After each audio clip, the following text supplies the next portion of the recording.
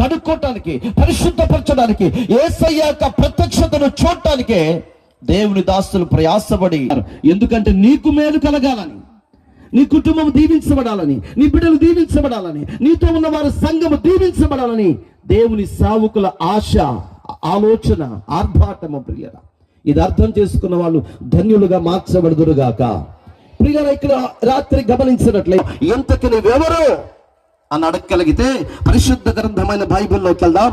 దినవృత్తాంతముల మొదటి గ్రంథం 6వ అధ్యాయము 33వ వచనములోకి వెళదాం. ఈ ప్రకారము తమ కుమారులతో కలిసి కనిపెట్టుచున్న వారెవరనగా కహాతీయుల కుమారులు గాయకుడగు హేమాను. చెప్పండి, ఈయన ఎవరంట? కహాతీయుల వంశమునకు సంబంధించినటువంటి వ్యక్తి. ఎవరు ఈ కహాతీయులు అనంటే లేవి గోత్రములో నుంచి వచ్చినటువంటి వారు అని రాత్రి మీరు తెలుసుకోవాలి.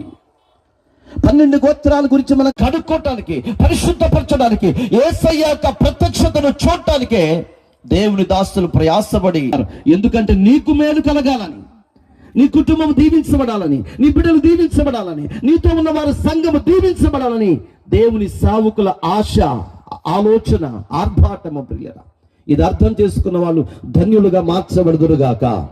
ప్రియర, ఇక్కడ రాత్రి గమనించినట్లే ఎంతకి నువ్వెవరు అని అడగగలిగితే పరిశుద్ధ గ్రంథమైన బైబిల్లోకి వెళ్దాం. దినవృత్తాంతముల మొదటి గ్రంథం 6వ అధ్యాయము 33వ వచనములోకి వెళదాం.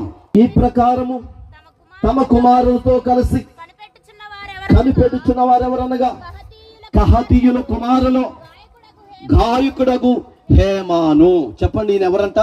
కహాతీయుల వంశమునకు సంబంధించినటువంటి వ్యక్తి. ఎవరు ఈ కహాతీయులు అనంటే లేవి గోత్రములో నుంచి వచ్చినటువంటి వారు అని రాత్రి మీరు తెలుసుకోవాలి.